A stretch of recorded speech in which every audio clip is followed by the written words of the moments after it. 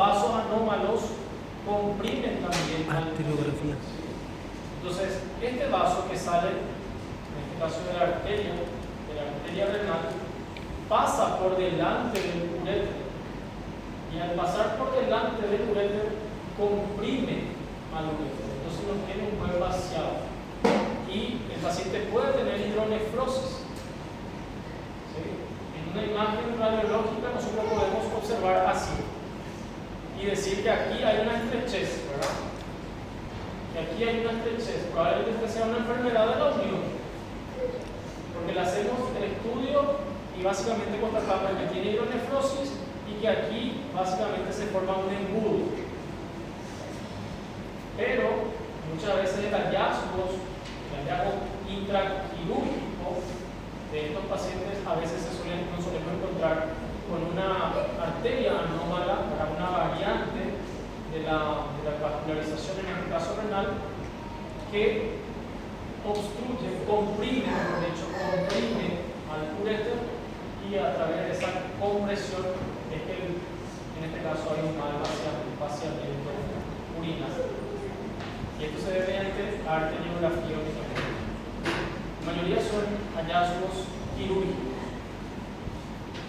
Bueno, la misma cosa. Pasamos a causas dinámicas: obstrucción infravesical, reflujo vesicoureteral, son enfermedades congénitas, dilatación también congénita. Habíamos dicho que puede el paciente nacer no necesariamente con alguna función anatómica o orgánica. La poliuria, la vejiga también de baja capacidad y acomodación también son causas que pueden producir procesos obstructivos del pito de la vía urinaria alta. Cuando hay una obstrucción de una sola vía, ¿verdad?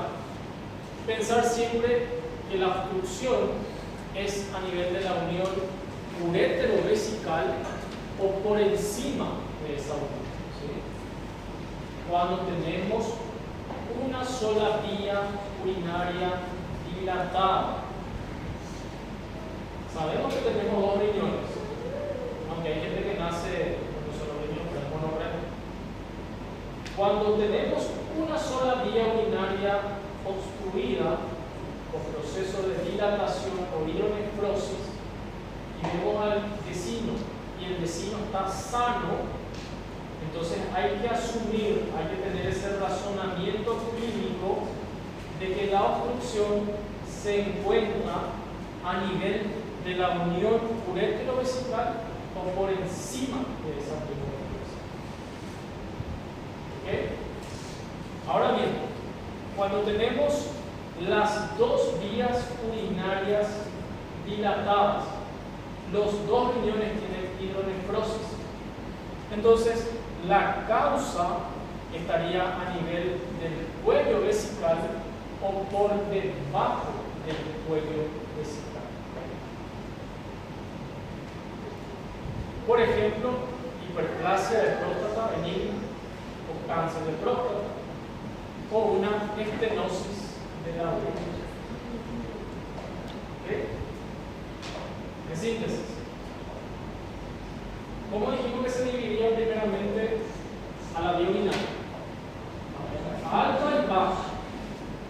Si yo tengo dilatación o hidronefrosis de una sola vía urinaria, ¿la causa es alta o baja? La causa es alta. Y la causa estaría justamente a nivel de la unión urétero-vesical para arriba. Puede ser una litiasis, puede ser lo que ya vimos ahí, hiatis, coágulos que tenemos, o puede ser algún proceso extraluminal, ¿verdad?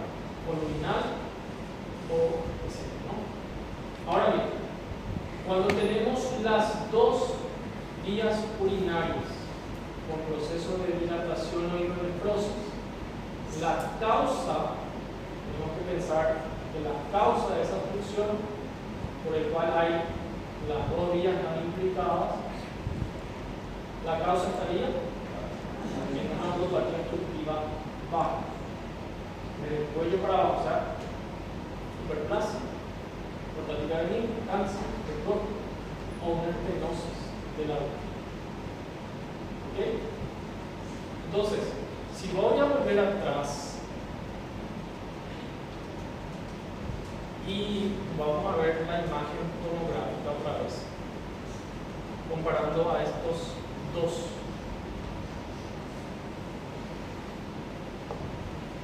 Este paciente tiene hidronefrosis uni o bilateral. Unilateral. ¿Cuál podría ser la causa de esta obstrucción unilateral? ¿Una litiasis uretral?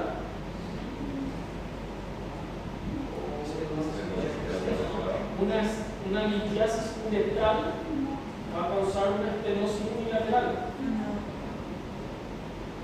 ¿Sí o no? ¿Por qué?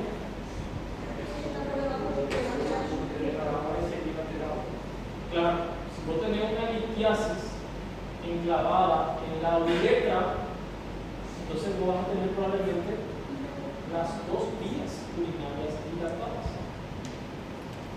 Ahora, si yo digo litiasis ureteral, ahí sí que vamos a tener.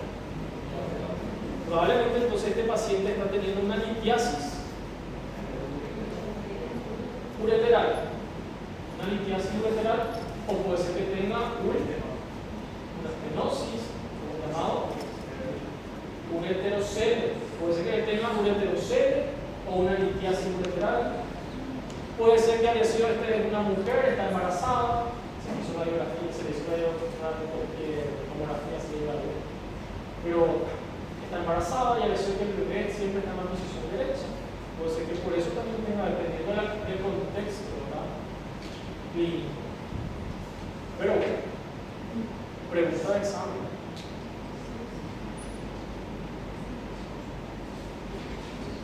Entonces, repito, cuando es unilateral, la obstrucción es a nivel de la unión uretero-vesical para arriba, y cuando es bilateral es a nivel del cuello para abajo. Nosotros vamos a ver hoy a la estenosis, porque esto superplaza el cáncer de próstata, son contenidos muy largos y eso se va en la práctica. También puede haber reflujo bilateral, reflujo bilateral o la vejiga neurogénica, ¿verdad? Las vejigas neurogénicas también pueden producir dilatación bilateral. Bueno, la ectopatogenia, la fase aguda, la causa más frecuente de la neuropatía obstructiva alta suele ser la litiasis. El onconorreno puede causar eso, una obstrucción total, una falla renal aguda. Las modificaciones que ocurren es que en las primeras horas hay un aumento de la presión intraluminal, liberación por supuesto de la prostaglandina E2. La prostaglandina actúa sobre la arteria aferente del glomérulo, produciendo vasodilatación y como consecuencia de eso aumento en el flujo urinario. Va a empezar a producir mayor cantidad de volumen. En las primeras 5 horas posteriores hay vasoconstricción, ¿sí? Hay disminución de ese flujo renal y también aumento de la presión intraluminal. Pasadas las 18 horas hay liberaciones ya aquí del tromboxano A2. Este tromboxano va a producir por supuesto vasoconstricción en la arteria aferente, cierra, entonces disminuye el flujo renal y por ende también la presión intraluminal. En la fase crónica, básicamente hay un aumento progresivo del flujo sanguíneo, lo mismo que también el filtrado glomerular, y las funciones tubulares, como la concentración del sodio, la expresión de potasio y otras funciones que cumple el riñón, también se van afectando con el tiempo. La presión intrapiérica se normaliza, disminuye el filtrado y el reflujo también de orina a túbulos y linfáticos renales. El proceso de dilatación nos da la idea de que el proceso es crónico. Cuando hay dilatación es crónico. Bueno, ¿cómo se presenta? Normalmente tienen dolor, ¿verdad? excavativo, puede haber también síntomas gastrointestinales, puede no haber a nivel de la fosa lumbar masa palpable, presencia de fracturas, de infecciones. Si es ya una patología crónica, puede haber cambios en la hipertensión y generar a su vez también manifestaciones clínicas sistémicas mínimas. La causa más común ya dijimos es la litiasis. La litiasis produce una obstrucción. Esta obstrucción puede ser una obstrucción total o una obstrucción parcial. ¿Qué es lo que produce la obstrucción? Éxtasis de la orina, ¿verdad? No hay una salida continua de la orina. Posteriormente, esto hace que aumente la presión intracavital y empiece a haber la dilatación o hidronefrosis. Se distiende el músculo liso, en este caso el músculo liso ureteral, y empieza a haber justamente distensión a su vez de la cápsula. Y habíamos dicho que en la cápsula renal se encuentran justamente las terminaciones sensitivas del riñón. Y cuando la cápsula se distiende, ahí es donde justamente empieza a haber el dolor. ¿Sí? Los receptores, o vamos a decir así, de las terminaciones sensitivas se encuentran en la cápsula. Para el diagnóstico podemos pedir una tomografía intravenosa, pilografía retrógrada, pilografía percutánea, la tomografía de vías urinarias, la urotac, y por último también una resonancia, dependiendo siempre de la causa, ¿verdad? Por supuesto, haciendo la anamnesis, el examen físico, el antecedente, todo eso suma para nosotros hacer un diagnóstico presuntivo. De acuerdo a ese diagnóstico presuntivo, solicitar alguno de estos estudios. Y el tratamiento es sintomático, tratamiento de sostén y tratamiento etiológico. Ya habíamos dicho que, por ejemplo, la litiasis. De nada sirve que nosotros eliminemos la litiasis del organismo, pero si el paciente no le ubicamos, no le educamos a que su organismo no produzca o produzca menos, el paciente va a seguir teniendo litiasis y va a ingresar constantemente a la urgencia por su cuadro de cólicos renales. Y por eso obstrucción también, ¿verdad? Bueno, alta edad. Pasamos a la uropatía obstructiva baja. La baja impide el vaciamiento de la vejiga a través de la orina. La orina entonces se ve dificultada para salir al exterior. Determina la presencia de una vejiga de lucha, la presencia de residuo postmiccional y la retención completa de orina. RAO, ¿se acuerdan de RAO? R-A-O, retención aguda de orina. Este es el paso progresivo. El paciente primeramente inicia con vejiga de lucha, posteriormente residuo en la vejiga, no orina todo. Después ya empieza a aparecer la retención completa. Y finalmente esto va a dañar en forma progresiva la función o funcionalidad renal. Estudiorismo pueden ser según causa, congénita adquirida, según duración puede ser aguda o crónica, y según el grado puede ser una función parcial o completa. La etiología, ya vimos, fímosis, puntiforme, estenosis de la uretra, válvulas uretrales congénitos, algunos nacen con válvulas que actúan como compuertas, ¿sí? Y eso obstruye a su vez el paso libre de la orina. Patologías también del cuello vesical, cáncer de próstata o la hiperplasia prostática benigna, y las disinergias vesicoesfinterianas. Una vez algunos pacientes pueden tener alguna alteración neurológica que hace que haya una descoordinación motorosensitiva para la evacuación urinaria. Nosotros tenemos un esfínter que es de control voluntario. Cuando la vejiga está llena, avisa al cerebro para vaciar. y nosotros buscamos un lugar acorde para ir a orinar, normalmente un sanitario. Cuando llegamos a ese lugar, nosotros damos la orden voluntaria para abrir esa compuerta, ese esfínter y vaciar la orina. ¿Sí?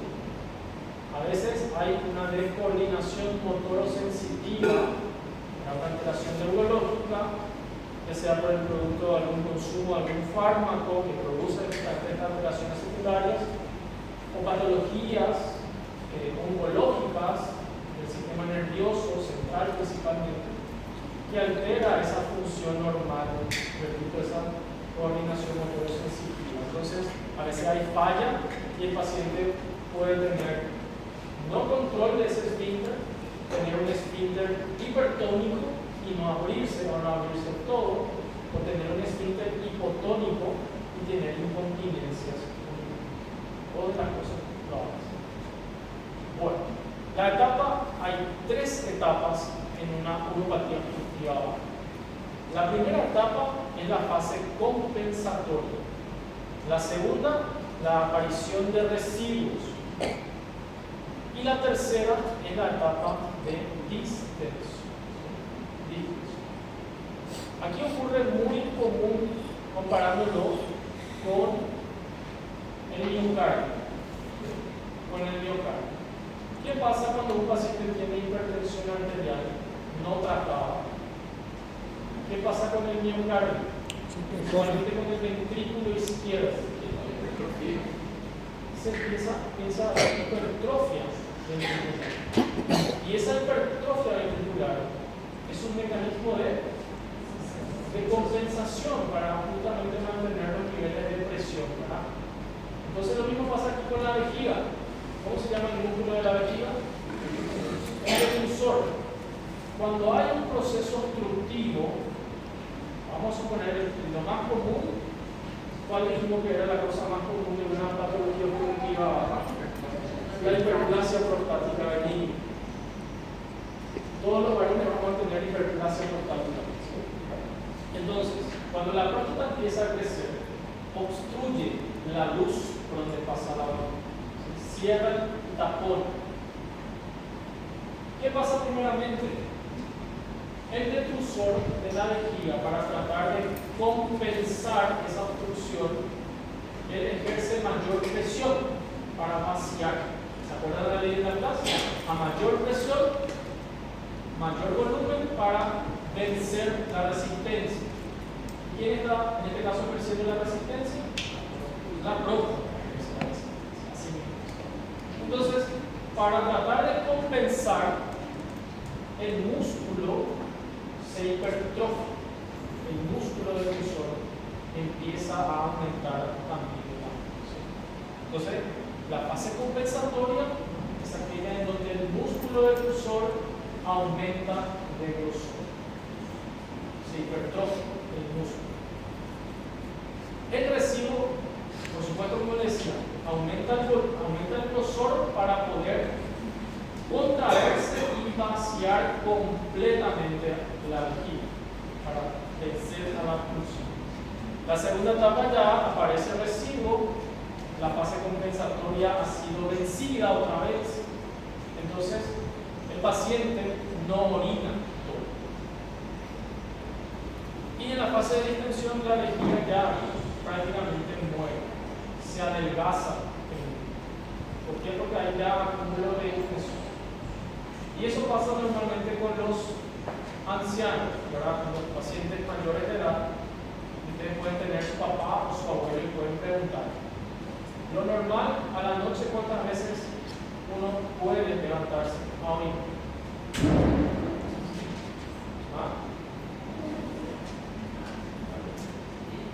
¿Una vez? Lo normal, hasta 2 veces, ¿verdad? Dependiendo si estuvimos tomando mucha cerveza, mucho líquido. Entonces podemos levantarnos hasta 2 veces a mear durante la noche. Pero ¿qué pasa con los adultos mayores? Se levantan y empiezan a levantarse constantemente. Si su papá o sus abuelos se están levantando a orinar por la noche 3, 4, 5, algunos levantan 6, algunos levantan 8 veces a orinar. Y bueno, le pregunta, ¿estás orinando bien? Y él te dice, aparte, él dice que está orinando muy bien, que cada ratito le está orinando. Él está orinando porque está orinando cada ratito y eso está orinando bien. Lo que está pasando ahí es que ese paciente está orinando por rebosamiento ya nada más, por rebosamiento. Y en cualquier momento va a parar de orinar, no va a orinar nada, se va a producir una retención aguda y ustedes le van a solucionar el problema colocándole una sonda nada más, transvesical. Y esto no necesariamente son evolutivas. En la fase compensatoria puede pasar directamente a la fase de distensión o iniciarse con la fase de residuo y terminar en la fase de distensión. Bueno, la etapa compensatoria entonces dijimos, hay una obstrucción, la obstrucción causa un flujo urinario disminuido, el músculo detrusor se hipertrofia e hiperplasia en forma compensatoria, aumenta por ende la presión intravesical para poder vaciar completamente la vejiga. En este periodo, en este proceso, en esta etapa no hay residuo. ¿Por qué? Porque el músculo detrusor, al hipertrofiarse, lo que hace es vaciar completamente a la vejiga. Mediante la contracción, aumento de presión, vacío. Aquí está la próstata ejerciendo justamente la resistencia al paso de la orina. En la fase compensatoria hay cambios en la vejiga y esos cambios pueden ser trabeculaciones, celdas, divertículos, mucosa hiperémica, mucosa pálida, adelgazada. Y los síntomas que pueden aparecer en esta etapa son los síntomas irritativos, colaquiuria, nicturia, urgencia, incontinencia y síntomas también obstructivos. Retardo para iniciar la micción, chorro débil, esfuerzo para miccionar, sensación de vaciado incompleto y el goteo post-miccional. Los signos de ausencia de residuo, que se puede comparar mediante ecografía o cateterismo, mediante flujometría, hay un flujo urinario bajo. Mediante alguno de estos estudios se puede encontrar la vejiga de esfuerzo de lucha y el estudio hemodinámico básicamente determinará una alta presión y bajo flujo urinario. En la segunda etapa ya es la aparición de residuo. La obstrucción es constante y esta conduce al fracaso del músculo detrusor. La contracción del músculo detrusor se vuelve insuficiente y empieza a aparecer orina después de haber orinado el paciente. O sea que después de haber orinado el paciente, igual queda orina dentro de la vejiga. Por eso le llamamos residuo. Bueno, le decimos residuo postmiccional, porque le pedimos al paciente que vaya a orinar, el paciente alivia la sensación de orinar, pero básicamente queda en la vejiga grandes cantidades de orina. Residuo, ya hay aquí la presencia de residuo. La contracción del músculo para el vaciamiento, ¿verdad?, ha sido vencido. Y la etapa de distensión, en donde el detrusor y su consecuente distensión conduce a la dilatación completa de una vía urinaria o de ambas vías urinarias.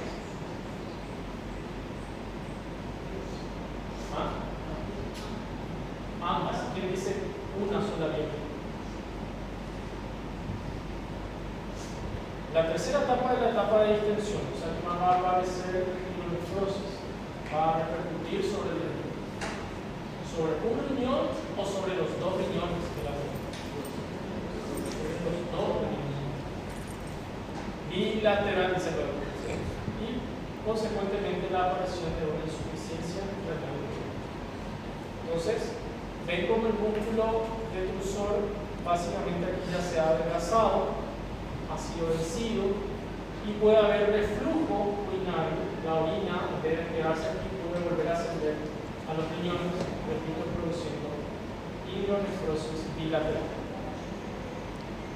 Y esto, por supuesto, si hay procesos infecciosos, cuando hay infección aguda marina, cuando hay residuo, el residuo es un lugar propicio para infecciones, un caldo de cultivo para infecciones urinarias. Y si progresa aún, estas infecciones pueden subir al riñón. Y de una simple infección urinaria podemos tener nefritis. Bueno, miren, esta es la próstata.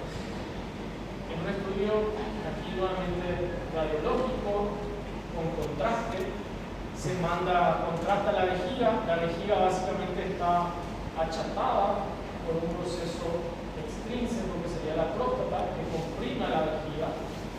Entonces la vejiga no tiene un buen vaciamiento y ahí hay una nefrosis, una nefrosis bilateral. Hay que desobstruir, tratar la causa.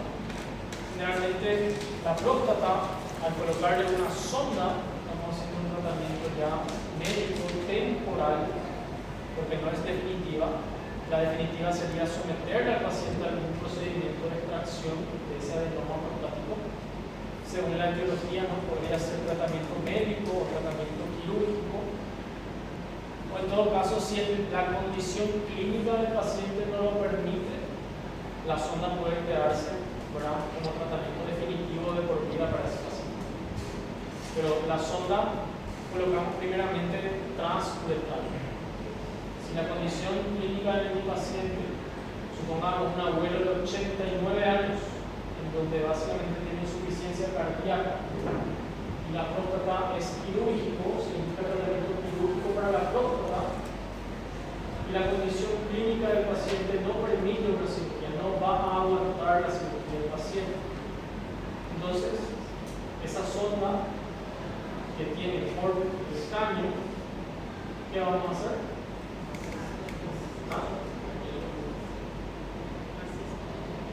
Una cistostomía. El tratamiento va a ser definitivo entonces en ese caso. Si mi paciente viene por un arrao, retención aguda de orina, le colocamos una sonda transuretral y luego le solicito los estudios para ver si el paciente está en condiciones y por algún motivo el tratamiento que tiene que recibir el paciente es quirúrgico, pero el paciente, repito, no está en condiciones para una cirugía, entonces la sonda puede ser también un tratamiento definitivo, pero esa sonda no va a permanecer durante toda su vida por la uretra.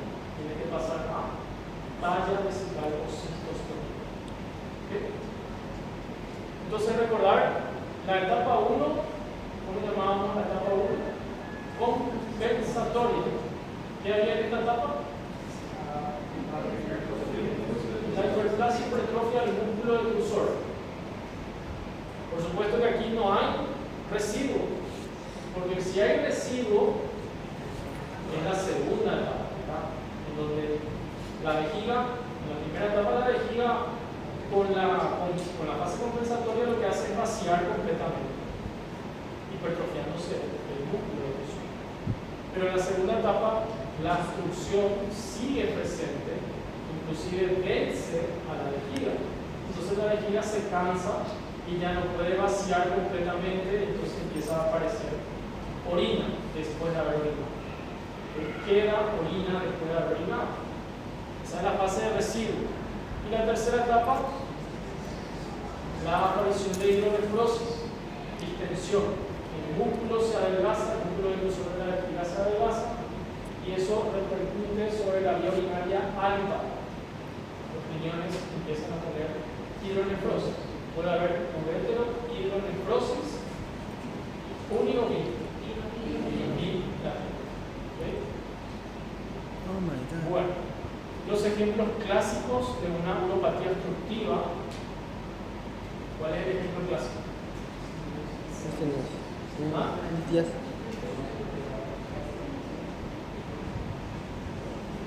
El ejemplo clásico, la hiperplasia, la hiperplasia prostática benigna. ¿Sí? HPV es la causa, vamos a decir, de un proceso obstructivo bajo más común. Y también la estenosis. ¿Sí? Pero repito, nosotros ahora vamos a hablar un poquito de la estenosis porque esto es un tema aparte. La estenosis uretral, la estenosis como causa de una reumatía obstructiva baja puede ser de origen congénito o adquirido. ¿Sí? El adquirido por enfermedades como la uretritis, que produce la uretritis gonocócica, traumatismos, que es la causa hoy en día más común, la mala técnica de colocar una sonda vesical transuretral produce traumatismo y por eso a la larga posteriormente el paciente debuta con una estenosis. Por eso siempre como decía, una buena técnica para colocar una sonda vesical y así vamos a evitar que el paciente tenga una estenosis a la larga. Si usted traumatiza la uretra, el paciente va a tener sí o sí una estenosis. Valvas también congénitas, las valvas son también puede ser tipo compuertas y huecas que se aparecen, que actúan como un proceso obstructivo. Post-instrumentación, esto tratamos de cuidar mucho cuando hacemos algún procedimiento endoscópico de no lesionar a la uretra. Estas son las valvas, lo que hace básicamente en la valva tipo 1 y tipo 2, que ya es más pronunciada, es, ven cómo actúa como una lengüeta y obstruye la salida de orina. Entonces, esto es congénito, no ocurre en todo, básicamente hay 2% de la población masculina principalmente. Los síntomas de disminución del flujo, colaquiuria, disuria, los signos pueden ser uroflujometría obstructiva, calibre estrechal, uretral estrecho, la uretrografía con estenosis, y se puede solicitar también la cistoscopía para visualizar la estrechez o la patología de origen. El diagnóstico se puede hacer con uroflujometría, la exploración instrumental, la cistoscopía o la uretrocistografía. ¿Sí? La primera imagen que habíamos visto, cuando ya le dije la uretra, creo que está a la continuación, esto es uretrografía. Y esto es la uretrocistoscopía o la cistoscopía propiamente dicha. Bueno. Diagnóstico diferencial con HPV, cáncer de próstata, estenosis del cuello, con pacientes que fueron post-operados de HPV. Y el sitio preferentemente de una estenosis. ¿La uretra cuántas porciones tiene? 4. ¿Cuáles son?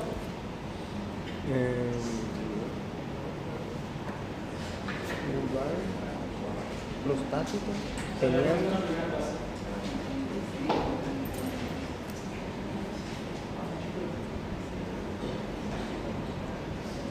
Aquí la uretra prostática no figura porque evidentemente la próstata es una porción. La uretra prostática. Porción prostática.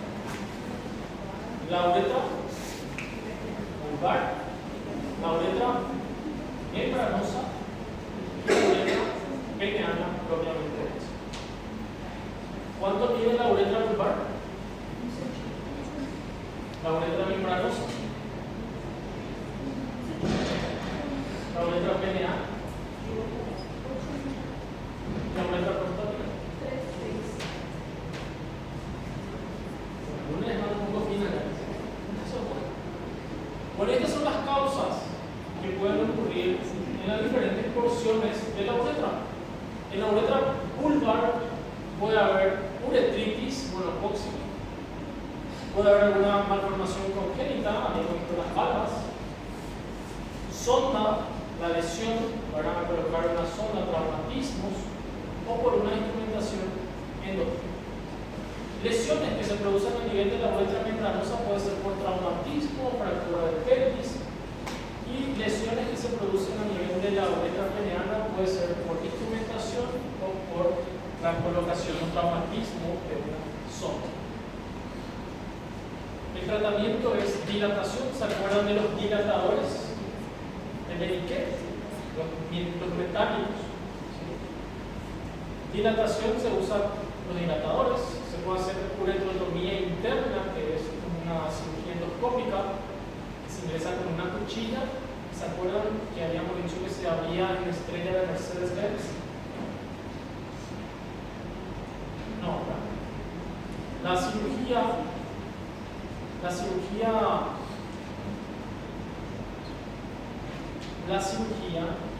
endoscópica de una estenosis es con una cuchilla.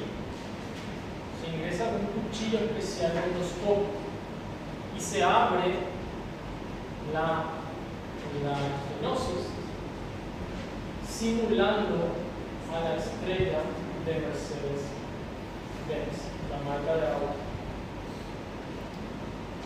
La primera incisión es en la hora 12. La segunda incisión se haría a nivel de la hora 4 y la tercera incisión a nivel de la hora 8. Entonces simula aquí la estrella de Mercedes-Benz, la incisión. Eso se le llama así. Con ese cuchillo abrimos en estos tres lugares para poder abrir completamente las flechas. Y el tratamiento es o colocándole justamente los dilatadores para dilatar, haciendo la uretrotomía interna mediante esa incisión, haciendo la uretroplastia, que es básicamente una cirugía ya abierta con corte, resecar esa estrechez y hacer una anastomosis, repito, periodontal terminal otra vez. O colocar algunos stents, que hoy en día estos stents ya están en desuso. Los stents producen básicamente mayor fibrosis. Y esa fibrosis a la larga produce nuevamente estenosis. Entonces, los stents, que ahí ven cómo quedaba, se colocaba y se encontraba la estrechez, hoy en día están también en desuso. Y el tratamiento según el origen, ¿verdad? Donde esté el sitio de la obstrucción, a nivel del meato de la uretra se hace meatotomía o autocalibración con los dilatadores. Si la obstrucción o la estrechez se encuentra a nivel de la uretra peneana, se puede hacer la uretroplastia o la uretrotomía. Repito, uretroplastia es cirugía, cortar la estrechez y hacer anastomosis, término terminal. Y la uretrotomía es una cirugía endoscópica. Empezamos con un cuchillo para abrir en estrella Mercedes-Benz. ¿Okay? Si la estenosis se encuentra a nivel de la uretra vulvar, la primera sería lo ideal hacerle una uretrotomía interna, posteriormente una uretroplastia y en que haya fallado una de esas dos, la colocación de un. Pero esto siempre en dubitativa porque produce nuevamente estrechez. La uretra membranosa, uretroplastia, como segunda opción la uretrotomía. Complicaciones, infección, uretritis, abscesos, divertículos, flemón, puede producir infertilidad también, ¿verdad? Y daño funcional renal a la larga.